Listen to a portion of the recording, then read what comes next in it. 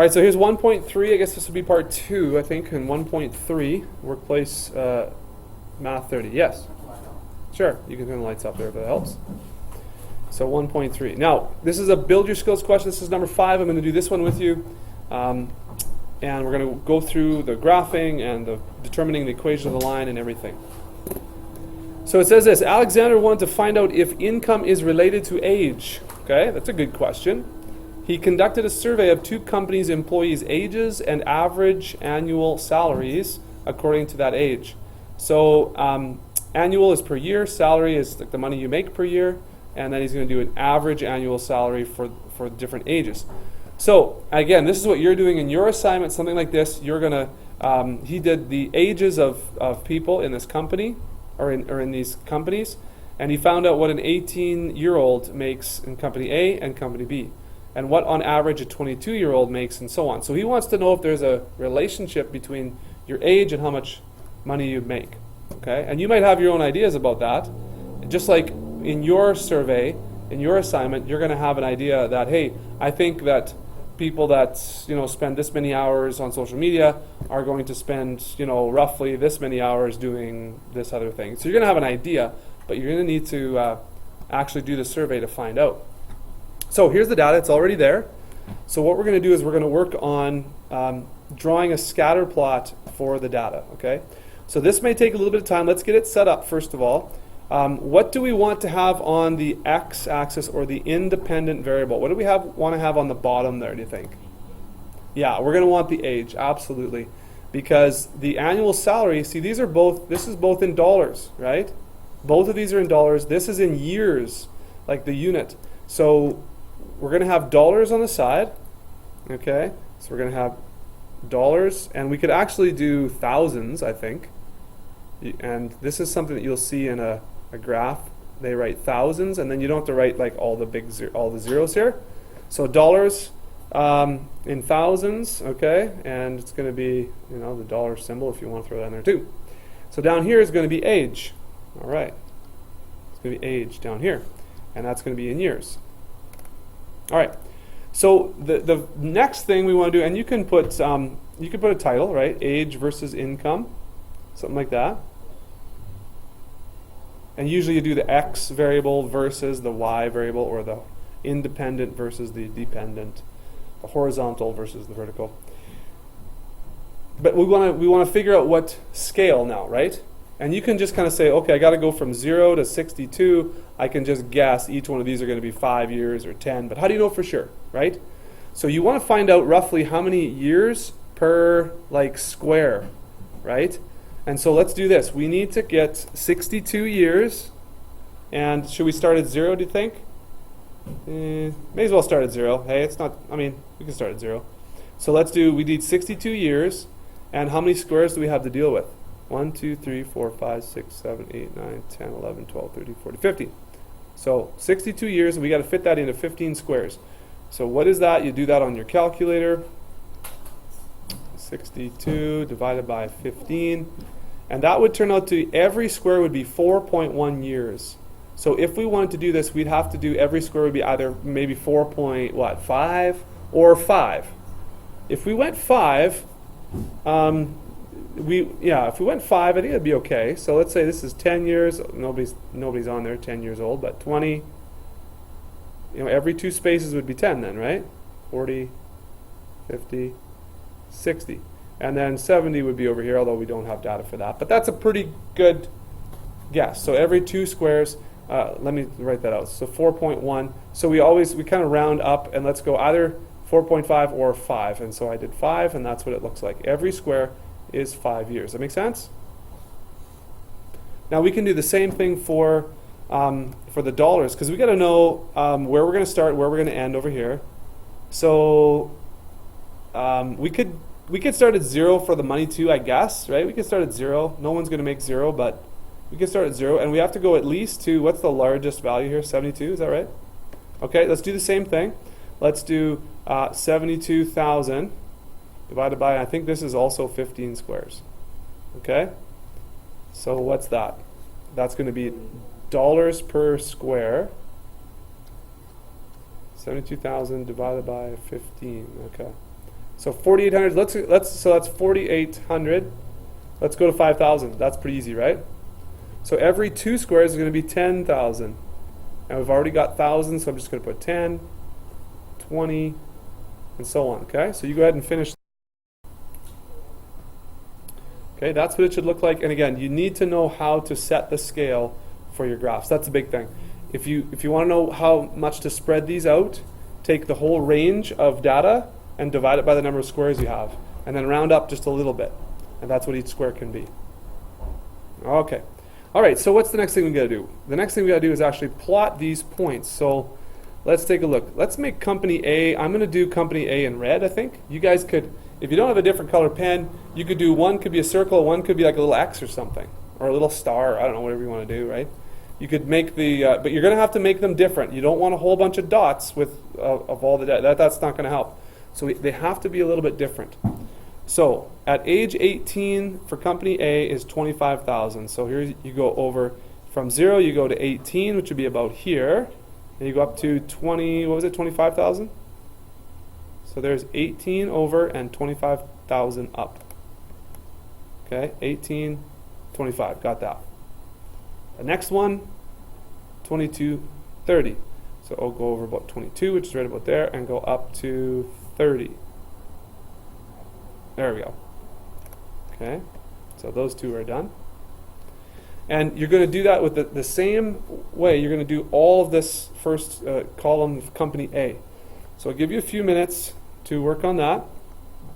Okay, so I'll do it up here, and then I'll show you what mine looks like in a few minutes. Okay, so you may be still working, but I'll just mention a couple things while you're finishing up with company A. This is what mine looks like. So yours hopefully should look something like this, unless I've done something wrong, but I think that's pretty close to being right there. So a couple things you want to notice, actually 3 things I want to highlight. First of all, the points, as they get older, generally it looks like the income increases, doesn't it? As you get older. Now that could be for a number of reasons, right?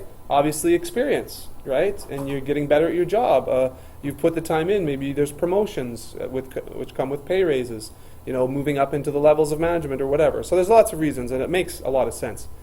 Here's a couple things, though. On average, see, look at this. These points kind of went down. An older person here, or an older group of people, aren't making as much as a younger group of people in this area right here, and also this area. And there's 2 groups of age groups that are making, on average, the same amount. So, you know, there's little variations throughout, and that's going to happen. But generally, we see a trend that looks like a positive trend. You see that? Okay. So we'll do a line of best fit probably in a minute, but take some time now and do company B, and we'll see how company B compares to company A. All right, so if you've got your points plotted for company B, I've got company B in gray here. Oh, same. Okay, so your scatter plot should look just like this. Okay. Now, which company would you rather work for and why? A. Okay, why? So the values are all higher, aren't they? Like, I mean, as you continue on with the company or your age, whatever, it seems like the red dots represent higher incomes than the gray dots, right? So it looks like company A is paying more, generally. Now, there could be a number of reasons for that. It could be that company A is a bigger, better company, or that company A is a professional company. It's maybe they're accountants or engineers, something like that. And company B, maybe a different, maybe they're manual laborers or something, and so they don't pay quite as much, right? So there's differences in companies, or differences in purpose, differences in economies, differences in time, a lot of things. This could be really the same company in different years, right? If the economy slumps, they maybe can't pay their workers as much. And so this could be the same company in 2 different time periods even. Wow. So a lot of things depend on a lot of factors. So let's take a look at what questions are related to this, okay? Like this one. B, describe the relationship between the variables. Which company shows a stronger correlation? Okay. So the relationship, what would be the description of the relationship between the variables here of age and average salary? How would you describe the relationship? The older you get, the more money you make.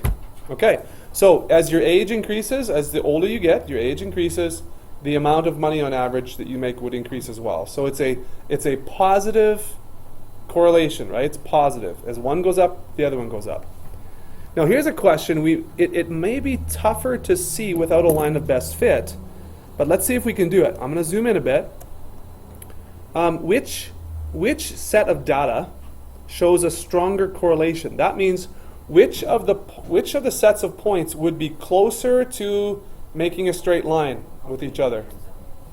You said company A. Okay. Well, what about you guys over here? You would say A as well. Okay. I think I would agree with you actually, because the red points seem to make a straighter line than the gray points kind of seem to be a little all over the place. Now, let's try this. I want you guys to do this now. Hey. I want you guys to do this now. Take a ruler or a straight edge. If you don't have a ruler, I have a ruler up here that you can borrow. And I want you to make a line of best fit for each company. So 2 lines of best fit, one for each company. Okay, and I'm going to do that up here as well. My line might look a little different than your line, but I want you to go ahead and do that. So remember, we're going to use straight lines, and I want you to draw that straight line through as many points as possible, or one that perfectly sort of represents the change. Okay, so let's do that. I'm going to do mine up here, and I'm not exactly sure. Oh yeah, this one's going to be red. That's good. Make that a little thicker. Okay, so line of best fit, yeah. You guys got that? Doing it? I'm going to extend this line just a bit here.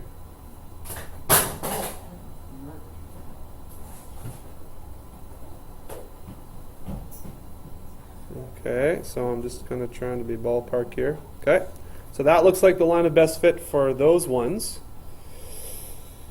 Yours may look slightly different, but here's the line of best fit for the other one.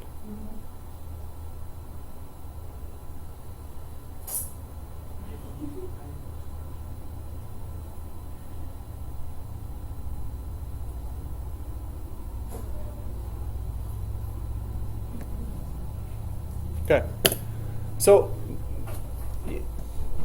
they're roughly the same slope, aren't they? Like the ones I have. Yours might be a little bit different. What about yours? Are yours roughly the same slope, or did you draw yours where they're quite a bit different slope? They slant quite a bit differently. I don't know. Mine might be a little higher. Yeah, it's a little bit higher slant. Okay, that could possibly be. Let me just check here. Like, how many points do I have below the line? 1, 2, 3, 4, 5. I have 5 below the line, and I have 1, 2, 3, 4, 5, 6, 7 above. So, do you know what? We should have roughly the same. So I guess, that's a good point that you brought up, that I might try and move my line up just a bit so that I have, I don't know if I like that or not, but so that might be a bit of a better representation, although that's really not much different, is it? Okay, so I've got 1, 2, 3 below the line. I've got 1, 2, 3, 4, 5, 6 above the line. Oh boy, that's even worse. I kind of forgetting about these guys up here. So I'm going to have to move this line definitely up a little bit. Okay. There we go. Maybe something like that. So the slopes of my lines are actually pretty similar.